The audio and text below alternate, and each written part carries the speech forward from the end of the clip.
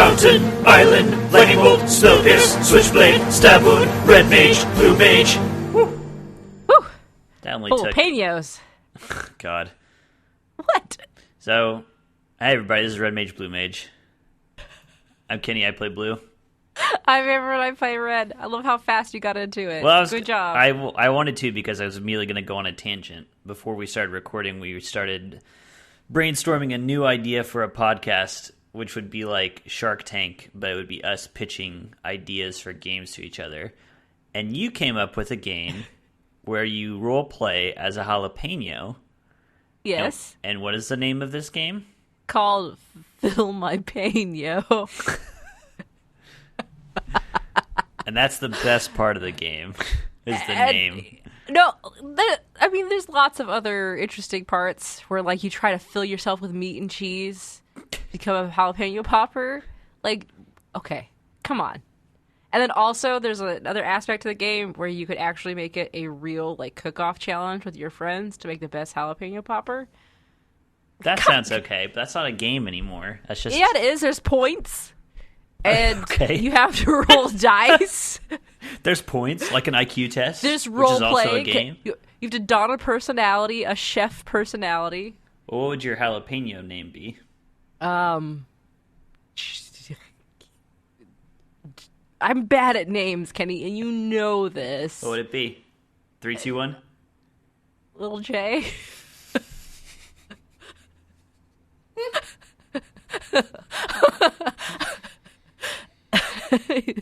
Okay, let's get started with our show today. I thought this was the new show that we were doing. We'll start that next time. For now, we're going to continue talking about Magic the Gathering, which is a game that we both like. Yes, that exists and is real. Yes, unlike your game, which is made up and is bullshit. Oh, she's crying. JK. Today, our topic is provided by one of our biggest fans, Joshua Long. Yeah, Geekspective's own. At Evil DM Josh. Is that right? Yeah, at Evil DM Josh. Nailed it. Twitter. And yeah, Josh wanted to know, very simply, what is the OTP of Magic the Gathering? And I don't even know that he was really suggesting a topic for the show, but I was like, that's a good-ass topic for a show. Yeah, it was kind of weird how it came to us, because it was just like a random tweet that was just like, ships! It was MTG ships go! It was not, like, all right. It wasn't in response to anything. It was just, I like to imagine he was sitting on his bidet, scrolling through Twitter, and maybe then after just eating happened... some jalapenos. Have you hate Little J, and that doesn't sound good. And he would scroll through Twitter and like just happened to see probably like, I don't know, Jace kissing a goblin or something. I was like, oh shit, OTPs go. And now we're here to provide them. So why don't we pick a card? Pick a card. You son of a bitch. Are we actually picking cards? No, we're not picking Okay, cards. thank God. So this is because I did not pick any cards. No, this is a slight deviation. We're doing our top 3 list, our traditional stuff, but instead of top 3 cards, we're doing our top 3 ships, basically. Ships of Magic characters. Who do we ship? Yes. And since this was my topic, I'll let you go first. Do you have exactly 3 ships? I do, and I How many didn't honorable write mentions? none. 0. Oh, 0. We'll see. Well, and we'll see if one actually counts as a ship or not. We'll see. Interesting. Okay. But I had written them down.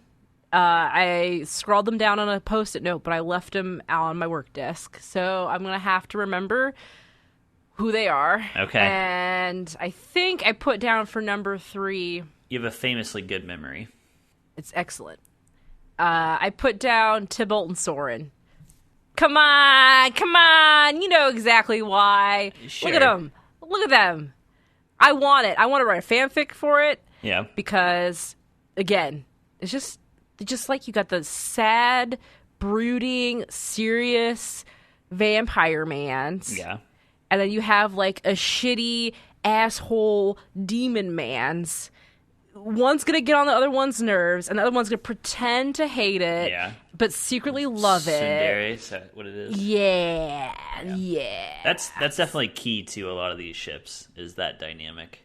The angsty, like, no, I can't love you because you're just awful, but I love to hate you. Yeah, exactly. Yeah. Plus, they both have good outfits. Yeah. That I want to see take... No, I don't want to see it. But I like to imagine it. But I can see it with my mind's eye. Yeah. I like to keep things in my own head. I don't necessarily need to see it fleshed out by another person. It's just for me. Okay. This theater is All right. just for me. Fair enough. I feel like that was a good first response. I feel like mine is in a similar vein in the sense that I feel like this is kind of the gimme for me. Like, Soren and Tipple, we've already talked about that for you. One of my, we'll just get into it. Here's my number 3. Go ahead and click the link. I don't even know. I know one of them. Yeah. They're just muscle and sinew. Like, okay. What's going on here? So this is Ella Schnorn and Yes. Sheldred. I don't know who that one is. So she's another Praetor. She's actually in the same cycle of cards as Ella Schnorn. She's the black one. So they were printed in New Phyrexia. They have the creature type Praetor. There's one for each color of magic, and they're like the leaders of New Phyrexia, essentially. Okay. Ella Schnorn, just as a recap of what she does, all of these Praetors have a similar thing where they give your side of the field some bonus, and they give all of your opponents kind of the opposite. So Ella Schnorn, the one on the left here, she gives all of your creatures +2/+2, and she gives all of your opponent's creatures -2/-2. Mm-hmm. Sheldred is the black Praetor. She makes it so at the beginning of your turn, you get a creature back from your graveyard. And she makes it so on your opponent's turns, they sacrifice a creature. Okay. I don't know. I'm looking at this and going, okay. Like, what's the appeal? They both have like eye helmet coverings, so that's pretty cute. What do you do? You cupping your hand on your eyes? Why? I mean, I guess it doesn't. I shouldn't be judging you because I literally was like, Thorin and Tybalt have cool fashion. Yeah, and so do these two. I think there is a common theme here of like Tsundere because of the Praetors. They all like hate each other. Basically, they're all vying for power and position, and I think these two would secretly be into each other. And I did find fan art. Yeah, I know. Did you have an artist? How did you find this? I just literally looked up Ella Schnorn and Sheldred. I was curious when I came up with these ships. I was like, because this is not one that I knew of ahead of time. Because there are definitely some magic ships that exist. Soren and Tybalt guarantee there's some materials out there. Like canon materials? Or like just like fan? No, like stuff. Porn materials. Okay, like fan porn material, like not like canon. No, not Wizards of the Coast Hasbro porn materials. Hasbro, what are you doing?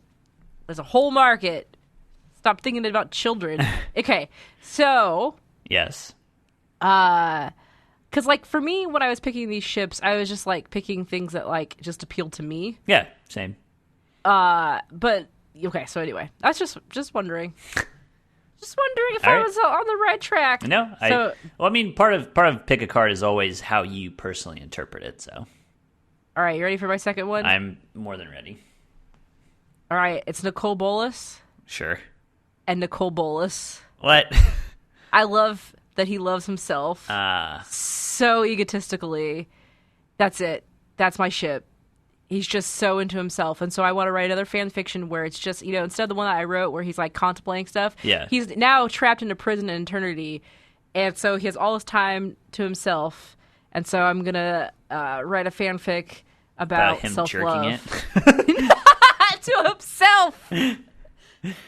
I feel like you could do something where it's like Nicol Bolas travels through time so that he can... Ooh! Like... Yeah. Yes. It's just he's just such a self-absorbed character. He could never. I feel like he could never ever truly love anybody. And like loving himself is even just like I don't know if he even loves himself, but like maybe he can learn to love himself. Wow. And maybe that will his unravel redemption. a lot of his bullshit. Maybe. This is what I'm talking about. This is so funny. I was positive you would say Nicol Bolas as one of your ships. I thought for certain that you were going to say Nicol Bolas and Emrakul because he wants to get up inside. I think in order for that to happen, he has to love himself first. He has to come to terms with his own self-love, self-hatred. Yes. Wow. All right. I mean, this is like the third fanfic theater you've committed yourself to, and I've seen 0 words produced. Too busy. Everybody, making up sweet, sweet games. I like want inboxes Jalapeno. and DMs flooded, people demanding, knocking down the door for fan fiction. I mean, honestly, if anybody's gonna get me to do it, it's gonna be the fans. You heard her. You know what you have to do. Okay, my number 2. There's 2 number 2s. Yeah, because I didn't get a fan art with both of them. This is obscure enough. What the heck? I don't even know who these characters are. Exactly. So, Hey, that's Feather. yes. So you do know who that one is. I do know who that is. So these are 2 Ravnican characters. We've got Feather the Redeemed, or just Feather from the old story. And we've got Agris Kos, who is from the very original Ravnica set. Agris, just to give you a little bit of background, he's Boros, as you can probably tell from this artwork here. He was essentially like a beat cop in the world of Ravnica, and he was like a very like archetypical cop from a noir show. You know, like he's tough as nails. He's been on the job. He's like 2 weeks from retirement. He drinks to like deal with everything that he's going through. He's been divorced like 5 times, and you know, He's a teenage dollar who's pregnant. all that. Okay. And Feather was basically his partner, and like the only person that he really got along with. And they had this like Agris disliked rookies again, you know, archetypical beat cop, but had a lot of respect for Feather, and Feather had a lot of respect for him. And basically, I mean, I actually am just fine with the way their relationship was written, where there is no romance between them. It's like it's Right. cool that they are just friends and they respect each other. I like that a lot. But it's really fun to, because Agris, you know, he just had a tragic story where he was a beat cop for all these years. He started, like, again, 2 weeks from retirement, he started unraveling this huge conspiracy mystery going on through Ravnica, gets killed in the process. His ghost gets taken to the Orzhov side of town where he still can't find rest. Feather, I don't remember what the story with Feather is, but the reason Feather is the redeemed in War of the Spark is because Feather got like kicked out of the Force. So it would have just been nice if these 2 characters could have gotten it on and had some human angel hybrid babies. I'm all for that. Yeah. So that's my off the wall one. I feel like that's the only one that people won't, and it shows because there was no fan art for it, unfortunately. Right. I wonder about my number 1. I'm gonna look it up and see if it actually exists as fan art real quick. Yeah, send me a link if you can find it. Okay.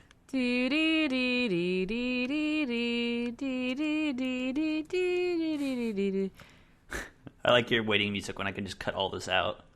Oh yeah, that's right. I don't see fan art for my number 1 either. Interesting. And the only reason, okay, so you ready for number 1? I'm very ready. So, preface, I don't know much about either of them. Okay.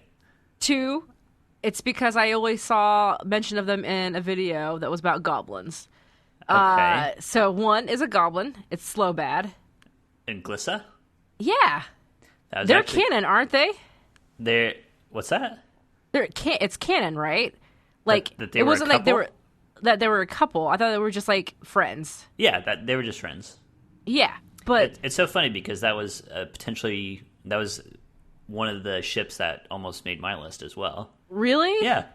Look Look at us. Yeah. Anyway, so yeah, Slowbad and Glissa. So I just know that shit was happening with Memnarch on Mirrodin. Yep. They're trying to do stuff together. Yep. She ends up getting, like, thrown into a hole or something. Mm-hmm. And then he's just, like, left alone. And, yeah, it's sad. It's very tragic. sad. Yep. So, And then she winds up living a lot longer. Yeah. Because she gets Phyrexianized. Right. And so, yeah, that's my number one. I'm bringing it up because I would actually legitimately read, like, their story. It seems like a really cool story from what little I've heard and what little I've read, and I am very interested in it. I did really like the Mirrodin story. I mean, it's partially... Part of that gets chalked up to nostalgia, because that's just when I started playing the game, was during Mirrodin block. But I thought it was super cool. I thought all of that stuff was really cool. I thought Memnarch was a cool villain. Yeah. Also the great name. So... Memnarch? Yeah. Yeah, Memnarch's Slowbad is a goblin, and Glissa is an elf. Yes. That's also... I was going to say, that's also one of the things I liked about that ship when I was considering it, is you do have sort of the almost like class separation-esque thing, like a very Jane Austen kind of relationship where it's like, we're not supposed to, you know? Mm-hmm. Which is... And they just stayed friends, but did they stay friends? Let's find Slowbad's diary. Yeah. In the Another trash fanfic. pile. Yeah. I'm not going to write that one. It's not silly enough for me. It's True. too good. It's too good. That would be It's one too that good you of a write and story. keep. Yeah, it's too good of a story for me to sully To bastardize. with my interpretation. Yeah. Okay. Ready for my number one? Yes. Give it a click. I don't know who these are. So, these two characters are Phage and Acroma. And I will tell you more about them later. Oh. Okay. Because they are my number one ship. But I can't really get into it because they are covered in the next segment, which is a quiz for you. No! Why? I Get in the sound like a bus! No! Oh yeah! Welcome to Flavor Town, home of the creamiest flavors inside the Berlin. I can't run! It is illegal! It is illegal! It is illegal! Here's your Scantron. Yeah. I like how I protested, and literally Kenny was like, do you want to take another quiz? I was like, yeah, sure. I'd love to. Actually, I love taking quizzes. That's all I do all day long on BuzzFeed. True. All right, What kind of potato am I? Not a sweet one, that's for sure. Fair. It's accurate. Okay, so this is a quiz all about romances in Magic the Gathering. So are you ready? First off, I need to ask, how many questions are there? 8 questions. All right, quiz me. I'm ready. 8 questions is fine. I'll survive. All right, let's do it. I think you'll have a better chance at these because they're just more modern questions in general. All right, so number 1. Yes. Who among the following has Jace not had a fling with? A. Chandra, B. Liliana, C. Vraska, or D. Trick question, he boinked them all. A. Chandra. That is correct. That's right, baby! My one and only question I'm going to get right. Yeah, did you actually know the answer to that? Yes. Chandra would never. In It's my heart of hearts, so she would never. It's so funny because when these characters were first introduced, it felt like, I don't know, it felt like they were kind of putting that forward. Like, again, the tsundere thing, like, oh, they're so opposite, blah, blah, blah. No. Never. Never. Nah, never. Only undead and snake ladies would kiss Jace.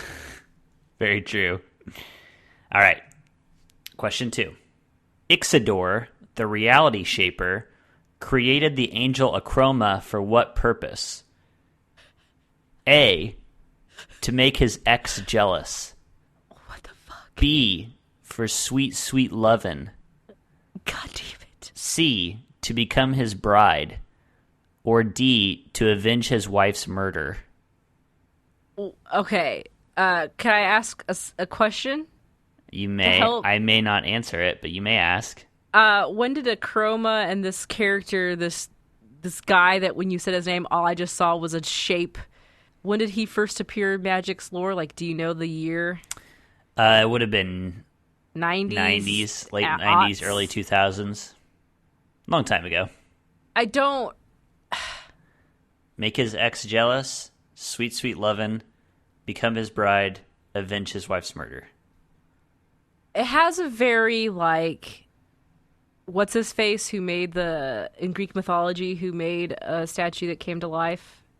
What was that guy's name? Jeff. Whatever. Jeff. Yeah. The great Greek mythology story of Jeff. Anyway, was it Daedalus? No. No. Those are both related, but not to this thing. I'm looking at it. Nah, okay. He made a statue, he fell in love with it, and he wished it to be real. Thank you. That is correct. Nice job. So he made it to be his bride. Yeah. C. That is incorrect. Is it D? It is D, to avenge his wife's murder. So the way that you might have gotten this is that my number one ship, Phage and Akroma. Akroma's card is Akroma, Angel of Vengeance. That sounds like marriage to me. She's also in a time-shifted version. She was the Angel of Fury, so also works. Sounds like marriage, so would have worked. So yeah, to go back briefly to my number one ship, Akroma and Phage. Basically, Phage, her card is called Phage the Untouchable. She's a very cool card. When she deals damage to a creature, she destroys it. When she deals damage to a player, that player loses the game. So she literally just kills anything that she touches. Oh, wow. And she killed Ixidor's wife. And so his whole thing is he was an illusionist, and he somehow gained the power he could make his illusions real. And so he made Akroma, this angel, looks exactly like his wife, but is an angel, and imbued her with the singular purpose of getting vengeance, killing Phage. And this created basically like a world war that ended in all kinds of crazy shit. You ship characters who are trying to kill each other? Hell yeah. Make love, right? Not war.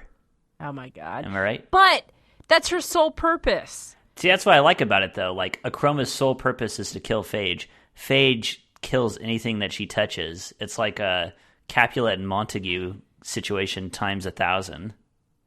It's great. Gross. It's hot. All right. Whatever. Right. Question the third. You're 1 for 2 so far. Doing good. Question the third. How did Felden of the Third Path attempt to bring back his dead wife? A, by immortalizing her in a novel. B, by turning her into a zombie. C, by transferring her spirit into an amulet. Or D, by making a robot of her. It's either C or D. I'm going to go with C. Correct answer is D, by making a robot of her. Damn it! I know who he is! I like his card! Yeah, you should look at his card right now, actually. Also, fuck everybody who, if I ever die, I don't want anybody to bring me back because they love me so much and to put me in a fucking robot or a goddamn amulet or make an angel to kill anything. Just let me be dead. And that's what all these stories are telling us, right? Yeah, so look up Felden of the Third Path. I know what his card is. Obviously you don't, or you would have gotten that right. I have him in my... I know you do. You should have gotten that one. Commander deck. I was close. Yeah. He's holding her head. I saw it. Her robo head. God, what a weirdo. Stop making your dead lovers into things. Yeah. I'm saying it now. to all those who love and will love me in the future, do not bring me back. to the multitudes. And put me into a robot or an amulet or spend the rest of your life creating an angel to avenge my murder. Obviously, I got murdered. Of course I will be murdered. Of course I will be murdered. Don't make an angel to kill Kenny because he murdered me. Okay. Don't do it. Okay. Here's the follow-up to that question, also related to Felden. When he realized that the automaton could never replace his wife, what did he do with the robot? I am pissed the fuck off right now. Give me a list. A. Removed its sentience and turned it into a memorial statue at his wife's grave. Oh, it's so fucked up. B. Keep going. Threw it into the lava lake at the bottom of the Shivan Gorge. That's a little bit better. C. Turned it into his personal maid. Oh, that's horrible. D. Sold it for parts to a local skyship dealer. God. Is he fucked up? I'm gonna say A. That is correct. God, he's fucked up. I know, it's horrible. So part of making this quiz for me was looking back through the lore, I was definitely creating a thesis about how Wizards has approached love and relationships in its past. So we can talk more about the total picture after we're done with everything. Okay. All right. Question 5. You could say of Sarah and her husband that opposites attract. What trait of Sarah's husband makes that true? A. He was a good person? He was born in hell. B. He was a necromancer. C. He believed the use of summoned beings was immoral. Or D. He was a terrible dancer. Okay, D's a throwaway question. Answer. I wish it was C so much because all she does is create creatures to serve her, and that would be. But I like to imagine now that she kept it secret, and she's just like, "Oh, these angels are just coming, and they love me," and he doesn't know that that she's actually creating them. That would be funny for me. I'm gonna say he was born in hell. The correct answer is C. He believed the use of summoned beings was immoral. How did they stay together? Is it true? Is my headcanon true? He never knew that she was creating them? Yeah. Well, it's basically her realm got destroyed, and then she met him. And so she was done making angels after that. That's juicy. Yeah, that's a good one. That's a good one. All right. Follow-up question to that one. How did Sarah's husband die? All right. Imagine all of these answers in quotation marks from a wiki. Okay. A lab accident while studying a fire elemental trapped in ice. B. A living tornado inhabited by the souls of 1,000 wrathful angels. C. Choked to death on a lamb roast. D. A demon's curse made it so that Sarah's kiss was fatal to him. If I was a writer, D is good. But I also like B. I like to imagine a tornado. I'm going to go with B. Why not? The correct answer is A. A lab accident while studying a fire elemental trapped in ice. That's the stupidest... I couldn't agree more. What the fuck? That is the dumbest bullshit. Choked to death on a lamb roast is better than that one. No. But... It isn't. B is really good, though. And so is D. B was the trap question that I knew you would go for. Because it's so good. That would be so good. Yeah. Wrathful spirit, all the angels. I agree. I was proud of myself for coming up with D, the demon's curse that made it so that her kiss was fatal. And he's like, I don't care. Kiss me. No.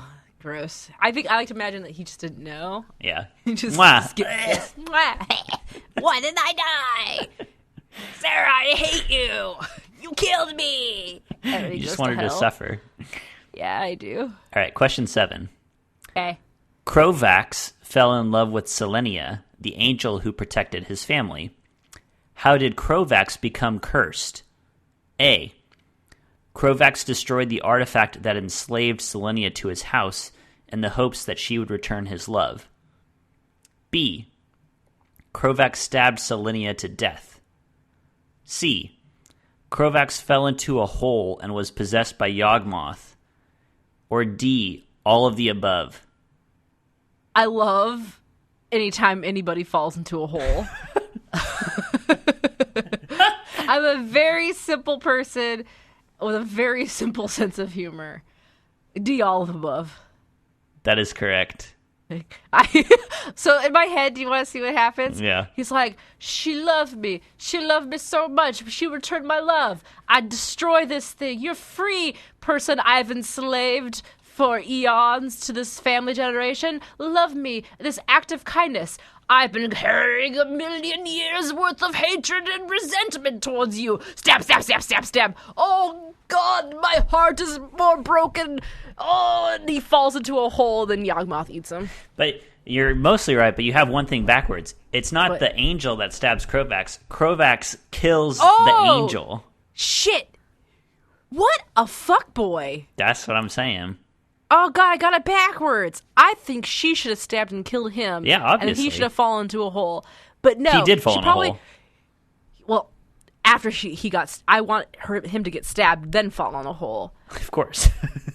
But wow! We need to talk about this more We will. because this is a fucking... Okay. One more all right. question. One more question. I agree. Okay. We need to talk about it. One more question, though.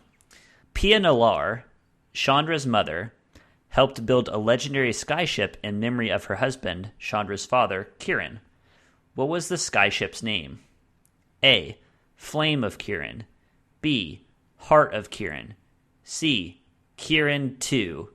Or D. Kiran's Burning Vengeance. B. Heart of Kieran. That is correct. Thank God. I better not be here burning vengeance. It sounds like an STD. Here's my Burning Vengeance, baby. All right. I want to talk about the last question, number 7. I kind of want to talk about So all bad. of them, but yes, go ahead. So I'm mad, and I wish you kind of left that last because I think you should have realized how angry that question would have made me after I understood it properly. You make a quiz. No, I'm never gonna do that because I'm not a horrible person who gets joy out of quizzing people. What? I said it. So anyway, All right, go ahead. typical fuckboy, am I right? Like, just basically like, I love you. She probably said no because of what I said. Like, I just was nice. Like, I was just doing my job. Yeah, I mean, basically, in the story, like we've discussed previously with Sarah, like angels are created beings. They have a purpose, and they fulfill that purpose. And she was created to like guard the household. And so Yeah. when she was set free, like her whole thing is like, I can't return your love. Like I'm not capable of romantic love. Right. So then she says no and gets stabbed. What's sad is that it's too true and too real to real life. Yeah, it is. So don't be that. Take no. The problem I have with respectfully. it. The problem I have with it is like that's an okay story to represent in media, because like you say, that is a thing that is real. My problem with it is that Krovax is presented as this tragic figure, and Oh my God. and all too often they are like these characters are presented as like victims of fate, essentially, right? Yeah. Like, cruel fate that you couldn't return my love. And in the game, his card is called Krovax the Cursed, and Well, he deserves to be cursed. he definitely does. I mean, he's a villain when he turns, but yeah, the game presents it as this like Shakespearean, poor Krovax. No. Fuck Krovax. Yeah, Krovax. Krovax. Crow ass. He sucks. And also, He sucks. another thing that I felt all the way through, well, not all of them, but most of these love stories, quote-unquote love stories, Magic is very guilty, and it's very easy to fall into this if you're not being careful about it, is the woman in the refrigerator syndrome. Yeah. Which, if you're not familiar with that, I know you, Amber, are familiar with Yes. that, but for our listener, how would you define woman in the refrigerator? Basically, there is a woman, a character who exists only in like the memory of other characters and to be like this tragic thing, like a reason why usually a male protagonist is like doing the things that he's doing. Right. So she only exists. She's dead. She's dead before we even meet her. Right. And literally is the only thing that is moving the protagonist forward. Right. So it just exists to be a point of motivation, Right. essentially. She's basically a plot convenience rather than Yes. a human being. Right. It's not like because a good example is God of War, the newest game that came out with You can describe that one. All I know so for that that is one- boy. boy. What's his face? I almost said Thanos. Oh my Kratos. god. Kratos is a father, and so we're in Greek mythology now, and To Atreus? the whole huh? Atreus, is that his son's name? Atreyu? I don't know. That's from. Look, I didn't play the goddamn game. I didn't play the game. I watched it be played. Anyway, continue. Anyway, basically, the mom is dead, and like their whole quest goal is to like bring her to like her ashes to the top of a mountain, essentially. Sure. And she's really usually only like the female presence in the and she's not even there. She's dead. Right. So Right. Yeah, and there are countless examples of this in all kinds of storytelling, all kinds of popular culture. And that's why it's easy to fall into if you're not paying attention, because you just learn it from having consumed a million stories where that's the case. The name Woman in the Refrigerator comes from a comic book, I believe. I can't remember. I have to look up on tropes. I'm pretty sure it's from a comic book where a female character gets chopped up and put into a refrigerator, and that just becomes the male character, the male protagonist's entire motivation. That, like you said, that's what drives the story forward. And it's not as though you can't have like a dead character that we never met be the motivation. You can. It becomes a problem when it becomes a pattern, when it becomes like this is a broader thing in culture, or as has been the case for Wizards, almost all of these romances, because it's fun to write tragic romances, but they all end with the woman dying, or the woman was dead to begin with, or your wife is killed, and now the whole Magic story going forward is Ixidor wants revenge, Felden wants to bring his wife back, blah, blah, blah. Yep. I was looking it up, and it did start out in a lot of comic books. That's what it was, a superhero comic book trope where female characters are injured, raped, killed, or depowered to simulate protective traits, or sometimes to simulate protective traits, and often as a plot device. Yeah, intended to move, like you said, a male character's story forward. Right. And that's the issue, right? Yeah. It's objectifying, not in the sense that we usually use objectifying, where it's like a sexualization thing. It's objectifying in the sense of a woman is turned into an object for a man to use. In this case, to move his story forward. Like, a woman is a stepping stone for this man's self-actualization, whatever it right. is. Mm-hmm. Which, I mean, I feel like pretty needless to say is a problem. Yep. And that's why one thing I thought was funny when I was coming up with all of my ships is just how, like, in the long list that I made, I don't know. It was fun to make. I mean, this is where ships come from, right? It's fun to make subversive ships, like that go against the grain. And so, I don't know.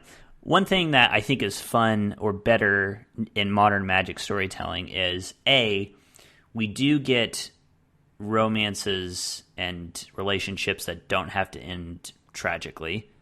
Mm-hmm. We have gotten several cards that represent two characters in a romantic relationship. Mm-hmm. And we've gotten straight versions. We've gotten queer versions, which is nice. Mm-hmm. So it's nice that Magic is embracing more of like, you can show a romantic relationship in these dramatic stories that can be good and healthy. Right. You don't have to go down this path of one or both of you must die. Yes. I was just going to say real quick, like, as far as like shipping goes, I am not typically a shipper. Like, I don't usually participate in this kind of stuff in fandom. Sure. I don't know if that surprises you, or I think we've talked about that before. Yeah, we have. Where, like, I like I enjoy the media I consume, but I tend to not get really like speculative. Sure. Does that make sense? No, you're Usually interested. You're interested in what is in the text itself. Yeah, I tend to enjoy canon, like what is actually What's already there? represented, which is why I chose Slow Bad and Glissa, even though they didn't have romantic. But there was a relationship there. But there was a friendship relationship there that I was like, oh, wow, and not your typical kind, and an interesting setting, Mirrodin. What? Well, that's at one end for you, and then at the other end is Soren and Tybalt, which is just so ridiculous that Yeah, who it's cares? funny. Like these characters are both complete tropes Silly. anyway. Who cares? Yeah, I like that. But yeah, so for the most part, I tend to just go with what is canon, and I like that. Like one of my big ones right now is Good Omens, where, you know, Crowley and Aziraphale they are written very much like they have a deep love for each other, a deep affection for each other, and I like it. And so I feel good, you know, indulging Shipping in the... that. Yeah, like it's that's there. a good ship. Yeah, but it's also like I wouldn't be distraught if that was like you get Good Omens 2. Never, that's not gonna be a thing. And they don't. If it just you know, stayed platonic, if it just stayed platonic, it's not gonna be like, oh darn, like you don't pine I'm for mad. them to be together. Yeah, but that's just me. But I like I like playing this little game of like, ooh, what characters? But yeah, I think it's fun. I think that people can get too bent out of shape about needing it to needing the ship to happen and being mad if it doesn't. Like, I mean, this must be a thing throughout all of the history of media. The example I remember, of course, being the most prevalent was like Friends. Like, it's still like Ross and Rachel, will they, won't they? Like, that show was built on a ship, basically. yeah. After a while, Yeah. Which, I don't know. meh. It depends. Also, Ross is a shithead, so whatever. Yeah, Ross is Krovax. For real. He would turn Rachel into some sort of fucking statue. And he'd get upset with, like, if she didn't like him, and he would throw her into a the fucking worst. hole. When I read that, he's like, Felden's like, this isn't my wife. Well, I'll take out the sentience core of this robot and leave her as a statue for my dead wife. It's like, fuck off. Ugh, gross. Felden is like that guy from Ex Machina. Yes, exactly. Creeper. Well, that's going to do it for us today. On that note... All right, we're Red Mage, Blue Mage. I'm Kenny, and I play... No, that's not... I've got the Counterspell.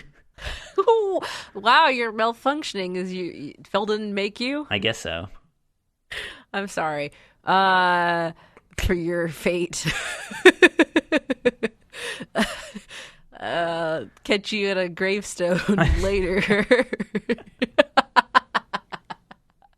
Bye. No. Tell the people where they can contact us, Kenny.